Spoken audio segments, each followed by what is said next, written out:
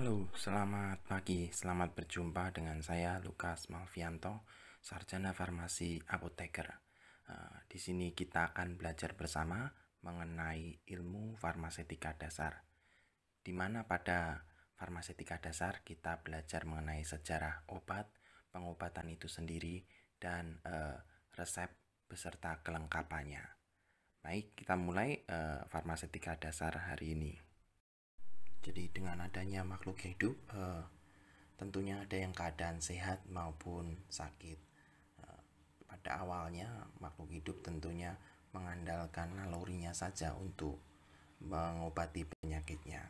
Contohnya pada hewan yang sehat, dia tidak akan membahayakan eksistensinya dengan memakan tumbuh-tumbuhan atau buah yang mengandung racun yang berbahaya bagi tubuhnya. Contohnya daun oleander atau daun kecubung.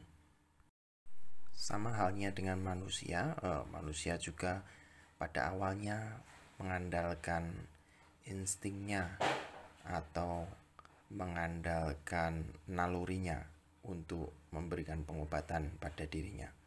Contohnya ada beberapa suku yang memakan tanah yang ternyata pada tanah itu banyak mengandung zat besi. Jadi suku tersebut makan tanah untuk mencukupi kebutuhan zat besinya sehingga tidak terjadi anemia. Penggunaan obat asal alami semula hanya digunakan secara empiris atau berdasarkan pengalaman turun-temurun saja. Banyak bagian-bagian tumbuhan yang digunakan sebagai obat. Ada tumbuhan secara keseluruhan yang kita sebut herba, bagian akar yang dapat juga disebut radik dan rizoma, kulit atau korteks, daun atau folia, buah atau fruktus, kulit dari buah itu sendiri, kortek frutus, bunga atau flores, dan biji atau semen. Dari bahan nabati tersebut, melalui penelitian kita dapatkan berbagai zat berkhasiatnya. Contohnya ada alkaloida dari Papaver somniferum misalnya, yang akhirnya bisa diambil isolatnya untuk dijadikan obat seperti morfin, kodein, dan papaverin. Ada pula atropa belladonna, sering kita gunakan juga atropin, kemudian skopolamin dan yosiamin, efedrin, dan reserpin. Contoh lain adalah glikosida. Glikosida yang masih sangat sering digunakan adalah golongan digitalis, di mana belum didapatkan obat yang full sintetisnya, tetapi masih diambil dari obat alami. Di dalamnya mengandung dikoksin dan dikitoksin. Contoh zat berkhasiat lain adalah minyak atsiri. Di sini kita dapatkan dari daun mentol, kita dapatkan kandungan oleum mentai. Kemudian fruktus anisi atau buah anis, kita dapatkan oleum anisi. Kemudian minyak mawar dari Petala rosae atau dari bunga mawar. Kemudian ada kandungan minyak atau lemak. Contohnya oleum resini dari Ricinus communis, kemudian minyak coklat, oleum kakao yang biasa kita gunakan sebagai bahan untuk membuat suppositoria.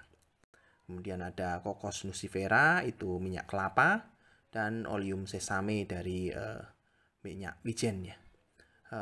Kemudian ada zat lain seperti resin, gom, dan tanin. Untuk obat asal alam dari hewan, biasa yang diambil sebagai bahan obat sendiri adalah organ-organ tubuh maupun hormon-hormon dari binatang. Contohnya adrenalin yang kita ambil dari glandula suprarenalis, kemudian tiroid, hormon tiroid kita ambil dari glandula tiroid, kemudian enzim seperti tripsin atau kita ambil hormon insulin dari ekstrak pankreas hewan. Kemudian ada testis juga biasa diperlukan untuk pasien yang kekurangan hormon testosteron. Kemudian ada obat asal alam yang berupa mineral dan garam-garam. Contohnya garam dari besi, ferrosulfat, biasanya terkandung dalam tanah tertentu. Atau kita biasa gunakan sulfur atau belerang yang biasa keluar bersama air tanah. Itu biasa kita gunakan untuk mengobati berbagai penyakit kulit.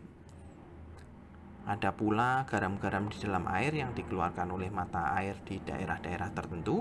Biasanya dimanfaatkan sebagai pusat-pusat penyembuhan seperti spa atau tempat berendam air hangat di pegunungan. Ada juga contoh lain air Zam-Zam di Mekah yang mengandung berbagai macam garam yang berkhasiat untuk tubuh kita. Setelah perkembangannya dari obat-obat herbal tersebut yang langsung diambil dari bahan tanaman atau hewan yang langsung dapat digunakan, manusia mulai mengembangkan dalam bentuk preparat atau ekstraksi dalam bahan alam. Karena dengan preparat ini nantinya bahan alami yang akan digunakan untuk obat tersebut dapat kita simpan dalam waktu yang lebih lama. Dua ilmuwan yang banyak menyumbangkan ilmunya di dalam bidang pengobatan herbal tradisional ini adalah Galen, yaitu dokter dari Yunani, yang saking terkenalnya ini sekarang semua obat yang diambil dari tanaman itu dikenal sebagai preparat galenik. Ada juga dokter dari dunia pengobatan Arab, yaitu Avicenna atau kita kenal dengan Ibnu Sina. Zat berkhasiat yang diekstraksi itu biasanya kita gunakan pelarut yang cocok, contohnya seperti air atau alkohol. Kemudian setelah diekstraksi akan kita uapkan cairan pelarutnya sehingga kita dapatkan ekstrak yang lebih pekat, kental atau kering.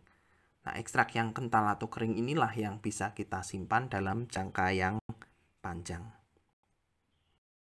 Nah, langkah-langkah pembuatan obat modern yang awalnya kita dapat zat alaminya itu dari bahan alam, zat khasiat itu kemudian akan diisolasi atau dimurnikan dan kita dapatkan yang kita kenal dengan nama isolat. Nah, isolat ini yang kemudian kita ketahui rumus kimianya. Setelah kita ketahui rumus kimianya, baru kita dapat buat secara sintetis di pabrik-pabrik kimia obat. Pembuatan sintetis ini sebenarnya lebih menguntungkan dibandingkan mengambil dari bahan aslinya, karena kita bisa dapatkan zat yang aktivitas biologinya konstan secara mutu itu standar, bisa digunakan dengan takaran yang lebih tepat. Tetapi dalam hal ini tidak semuanya bisa kita buat sintetisnya. Seperti contohnya digoxin itu belum bisa kita buat full sintetis, tetapi kita masih ambil dari tumbuhan asalnya, yaitu Folia digitalis. Nah, perkembangan berikutnya adalah membuat derivat-derivat dari bahan obat yang sudah diketahui rumus kimianya. Tujuannya adalah untuk meningkatkan efektivitasnya dan mengurangi efek samping dari obat yang tidak diinginkan. Lalu timbullah namanya obat yang semi-sintetis dan sintetis. Jadi kita ketahui rumus kimianya, kemudian misalnya kita rubah strukturnya, percabangannya, dextro levo, kemudian akan menjadi obat yang lebih mudah larut, kemudian absorpsinya lebih baik, kemudian menjadi obat yang mempunyai target yang lebih spesifik. Nah, sebagian bahan yang dipakai sebagai obat sekarang ini Ada yang merupakan sintetik murni juga. Contohnya adalah obat yang ditemukan secara kebetulan. Contoh klasik seperti preparat sulfanil amid. Nah, berikut ini adalah contoh perkembangan obat, mulai dari bahan kasar yang diambil dari alam, perjalanannya kemudian sampai menjadi pembuatan derivat-derivat yang mempunyai keuntungan tertentu dibandingkan dengan zat asalnya. Kita ambil contoh di sini adalah Ephedra SP atau dalam pengobatan Cina dikenal dengan nama Mahuang. Ekstraksi bahan dasarnya adalah ekstrak ephedra. Zat berkhasiatnya adalah alkaloid dari Ephedra vulgaris. Isolasi dari zat berkhasiat itu mendapatkan isolat bernama ephedrin alkaloid. Ephedrin alkaloid ini kita murnikan, kita dapatkan ephedrin alkaloida murni dengan rumus kimia ephedrin C10H15NO. Kemudian dibentuk garam-garamnya, ini digunakan untuk memperbaiki kelarutannya sehingga memperbaiki aktivitasnya menjadi ephedrin HCl dan ephedrin sulfat. Kemudian dibuat secara sintetik, kita dapatkan ephedrin sintetik.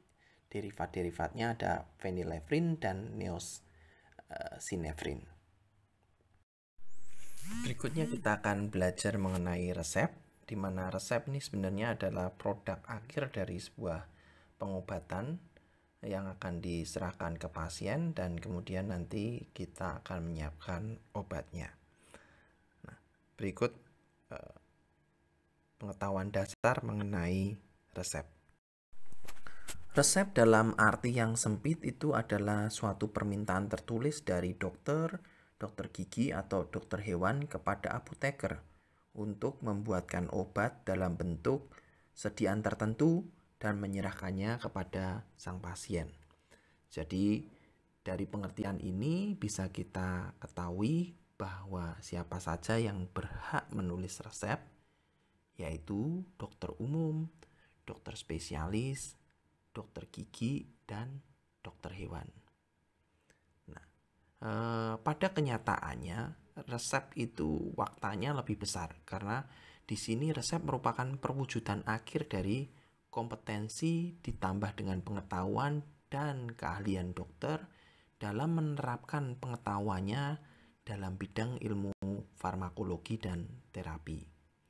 Resep juga merupakan perwujudan hubungan profesi antara dokter, apoteker, dan penderita. Resep bersifat individual karena dalam memberikan resep, selain sifat-sifat obat yang diberikan, kita juga harus mengaitkan dengan variabel dari penderita. Jadi dokter yang menulis obat dalam resep idealnya perlu mengetahui nasib obat dalam tubuh. Dalam hal ini kita singkat dengan ATME, yaitu absorpsi atau penyerapan, distribusi, metabolisme, dan ekskresi obat.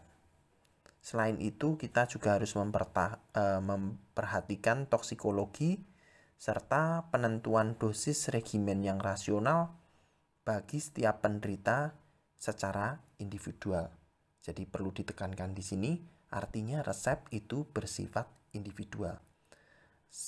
Sebuah resep tidak bisa berlaku diberikan untuk penderita 1, 2, dan 3, tapi hanya penderita yang bersangkutan yang waktu itu diperiksa saja.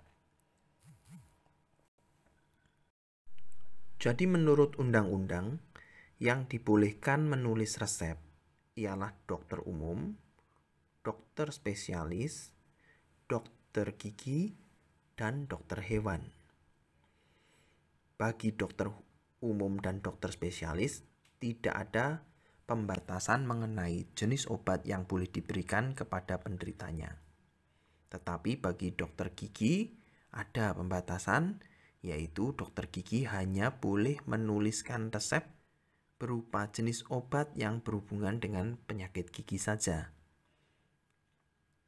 Untuk dokter hewan ada pembatasan, tetapi bukan terletak pada jenis obat, melainkan pada penderitanya. Dokter hewan hanya boleh menulis resep untuk keperluan hewan semata-mata. Berikut adalah standar mengenai kertas resep. Adapun ukuran idealnya adalah 10-12 cm dengan panjang 15-18 cm. Untuk keperluan dokumentasi sebaiknya tetap ada resep.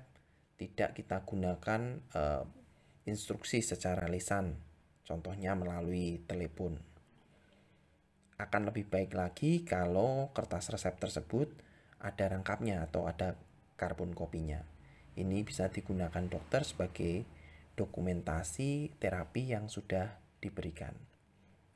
Kertas resep ini merupakan dokumen legal, jadi harus disimpan di tempat yang aman untuk menghindarkan pencurian serta disalahgunakan, terutama untuk jadi resep palsu untuk obat-obat yang berbahaya seperti obat bius. Nah, penyimpanan resep ini menurut urutan tanggal, nomor unit pembuatan, dan sesuai peraturan disimpan sekurang-kurangnya 3 tahun. Untuk resep narkotik dan psikotropika biasa kita simpan sampai dengan 5 tahun. Kegunaannya, penyimpanan tersebut adalah untuk penelusuran kembali. Jika nanti setelah sekian waktu terjadi sesuatu akibat obat yang diberikan. Jadi bisa kita ketahui kapan diberikannya, oleh siapa, dan diberikan waktu itu untuk indikasi apa.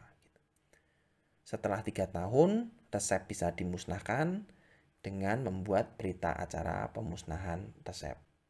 Nanti bisa dilihat di SK Menkes RI nomor 280/Menkes/SK/5 tahun 1981 mengenai penyimpanan resep di apotek. Apograf atau kita sebut resep salinan atau kopi resep ya. Biasanya apograf ini sering diminta pasien yang setelah menebus resep dokter atau bisa kita berikan ke pasien tanpa diminta kalau memang pasien baru menebus obat setengahnya atau belum ditebus sampai habis.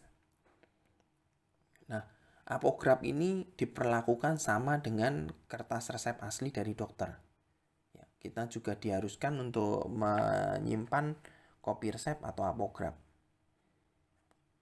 Apograf biasanya dibuat atas permintaan dokter kalau ada tanda iteratur atau bisa diulang. Misalnya iter 1 kali, artinya boleh diulang 1 kali tanpa resep baru lagi dari dokter. Sebaliknya kalau ada tanda NI atau ne iteratur, berarti resep tersebut tidak boleh diulang walaupun tidak mengandung obat berbahaya berupa narkotika atau obat yang beracun. Nah, ini ada juga yang menanyakan, Pak, kalau misalnya ada NI-nya tapi pasien menghendaki mau membeli lagi bagaimana? Tetap tidak bisa kita layani. Alasannya kenapa? Alasannya tentu kita harus lihat lagi banyak faktor yang harus diperhatikan. Contoh, apabila pasien yang harus dilakukan kontrol secara berkala, seperti pasien diabetes, hipertensi, mengapa tidak diretur berulang terus? Karena tentunya kita harus melihat juga apakah obat tersebut masih bisa menangani penyakitnya, masih bisa mengontrol gula darah atau tensinya, atau tidak. Perlukah penyesuaian dosis, perlukah penggantian obat, atau perlukah kombinasi obat lain. Jadi tetap kita ingat, apabila ada tanda NI tidak kita layani. Permintaan penderita apabila kopi resep ini dibuat dapat bila dalam resep aslinya tidak mengandung bahan narkotika atau golongan psikotropika atau obat daftar G. Segala ketentuan penyimpanan berlaku bagi resep asli di apotek, juga berlaku bagi apograf. Beberapa ketentuan menulis resep. Secara hukum, dokter yang menandatangani resep bertanggung jawab sepenuhnya tentang resep yang ditulisnya untuk penderita. Resep harus ditulis sedemikian rupa sehingga dapat dibaca sekurang-kurangnya oleh petugas di apotek. Jadi kalau resepnya tidak dapat dibaca, kemungkinan bisa terjadi kesalahan pemberian obat. Resep juga harus ditulis dengan tinta, maksudnya dengan pulpen, tidak dengan pensil, supaya tidak terhapus, tidak bisa diganti atau dipalsukan. Tanggal resep harus ditulis jelas, tetapi tanggal resep itu tidak menentukan harus ditebus hari itu juga. Karena bisa juga ada halangan, jadi harus ditebus 1 atau 2 hari setelah resep diterima dari dokter. Tapi ya kita harus lihat juga, apabila pasien menebusnya sudah terlalu lama, misalnya sudah lewat dari seminggu, ini bisa jadi kondisi saat diperiksa dan sekarang sudah berbeda. Jadi kemungkinan pasien harus berobat kembali ke dokter. Bila pasiennya seorang anak, maka harus dicantumkan umurnya. Ini penting, terutama dalam untuk mengkalkulasikan dosis obat supaya obat itu cocok dengan umur si anak. Perhitungan dosis bisa kita gunakan juga dengan berat badan, tetapi umur ini juga sangat menentukan, terutama ada batasan-batasan tertentu obat yang tidak boleh digunakan untuk anak-anak. Ini patokannya adalah umur dari anak tersebut. Ada obat yang memang dikontraindikasikan karena memang metabolisme dari anak atau organ-organ yang belum sempurna. Kemudian di bawah nama penderita itu kita cantumkan juga alamatnya, ya. Alamat ini penting kalau misalnya ada keadaan darurat. Contohnya salah memberikan obat.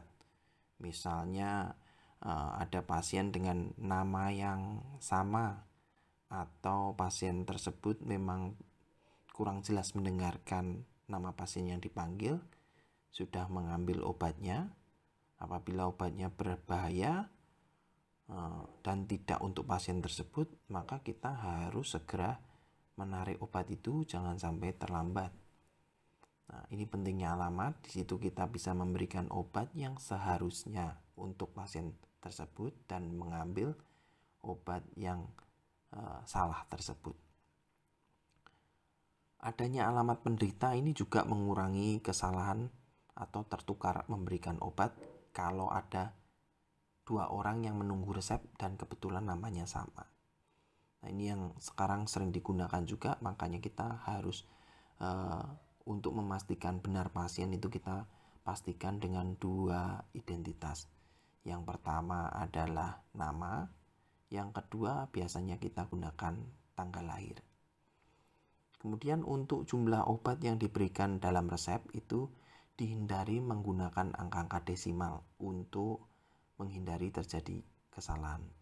Contohnya untuk obat yang kurang dari 1 gram ditulis dalam miligram, misalnya 500 miligram, bukan 0,5 gram.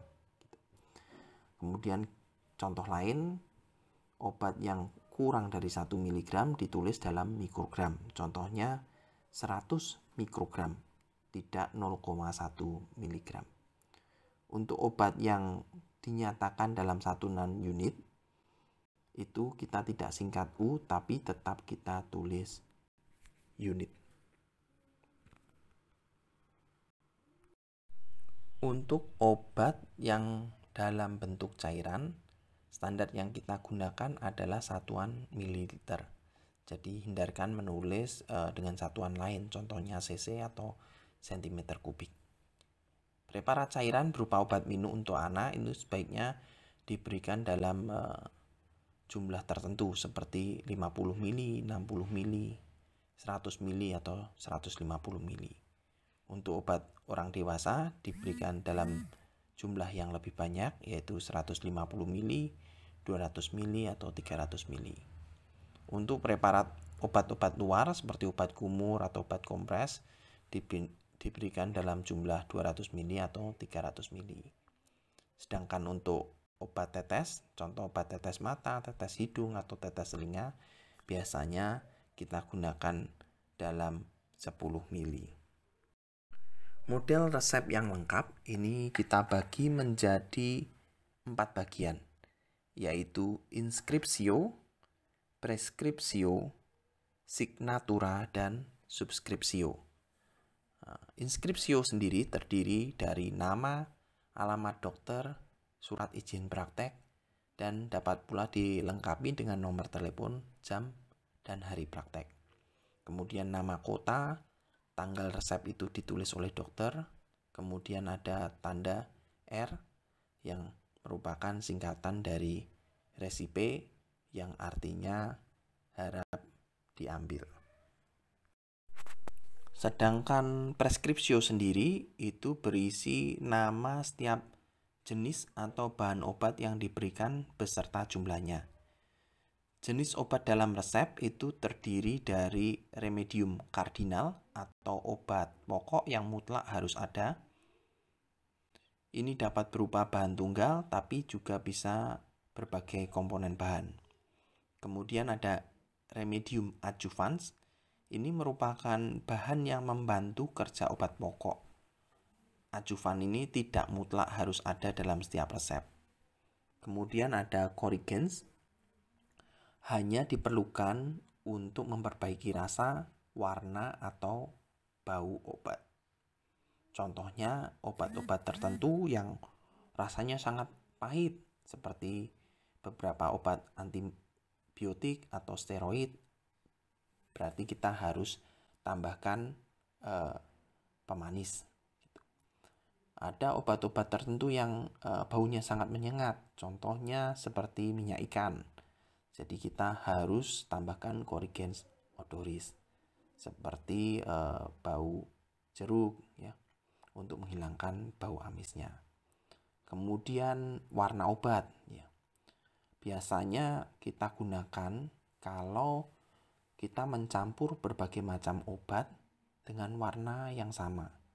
Ini kita tambahkan pewarna agar kita tahu bahwa obat yang kita campurkan telah homogen. Berikutnya ada konstituen atau vehikulum. Seringkali ini perlu, terutama kalau bukan obat jadi. Contohnya pelarutnya, konstituen obat minum, misalnya air. Kemudian jumlah bahan obat dalam resep itu dinyatakan dalam satuan berat untuk bahan padat. Contohnya mikrogram, miligram, dan gram. Satuan isi untuk cairan. Contohnya tetes, mililiter, atau liter. Perlu diingat bahwa dengan menuliskan angka tanpa keterangan lain, yang dimaksud adalah gram. Cara pembuatan atau bentuk sediaan yang dikehendaki itu juga harus ada pada preskripsio. Contohnya FLA pulv, artinya fach lege artis pulveres. Buatlah sesuai aturan obat berupa puyer. Berikutnya adalah signatura. Signatura ini adalah aturan pemakaian obat oleh penderita, umumnya ditulis dengan singkatan bahasa Latin. Aturan pakai biasanya ditandai dengan signa atau disingkat S. Kemudian nama penderita di belakang kata pro. Menggunakan identifikasi dari penderitanya. Kalau laki-laki atau perempuan kita tulis tuan atau nyonya atau bapak atau ibu. Ini penting untuk mengidentifikasi apakah ini anak-anak atau bukan. Kemudian sebaiknya juga dilengkapi setelah penderita ini dilengkapi dengan alamatnya untuk mempermudah penelusuran bila terjadi kesalahan obat. Kalau dokter hewan, pro-nya harus ditulis jenis hewan serta nama dan alamat tetapi pemilik dari hewan tersebut. Bagian resep yang terakhir yaitu subskripsio. Ini adalah isinya tanda tangan atau paraf dokter dokter gigi atau dokter hewan yang menuliskan resep tersebut, yang menjadikan suatu resep tersebut adalah otentik atau sah. Resep obat suntik dari golongan narkotika harus dibubuhi tanda tangan lengkap oleh dokter gigi atau dokter hewan yang menulis resep. Tidak boleh hanya diparaf. Berikut adalah contoh resep. Ya, kita bisa lihat ada nama dokternya, alamat dokternya, SIP-nya, kemudian ada tanggalnya, ada isi obatnya, kemudian kekuatan dosisnya, jumlahnya, aturan pakainya, kemudian instruksi untuk pembuatannya. Contoh di sini dibuat puyer 15 bungkus, kemudian aturan pakainya adalah sehari 3 kali 1 bungkus. Kemudian ada paraf dokternya, untuk siapa, Nyonya Amir, umur, kemudian alamat dari penderita. Nah, kalau kita nanti bisa juga mengacu ke dalam Permenkes nomor 72 tahun 2016. Di situ juga ada kelengkapan dari resep, mungkin menggunakan istilah yang berbeda, yaitu di sana ada kelengkapan administratif, kelengkapan farmaseutis, dan kelengkapan secara klinis. Nah, demikian pengantar dari kuliah farmaseutika dasar. Kita berjumpa lagi pada kuliah berikutnya yang akan kita bahas mengenai seni dan keahlian menulis resep yang tepat dan rasional. Sebagai buku acuan yang saya gunakan dalam perkuliahan ini, kalau teman-teman sejawat juga ingin mempelajari, bisa membeli bukunya, yaitu Ars Presibendi, Resep yang Rasional, karangan Prof. Nanisar Zaman Yunus.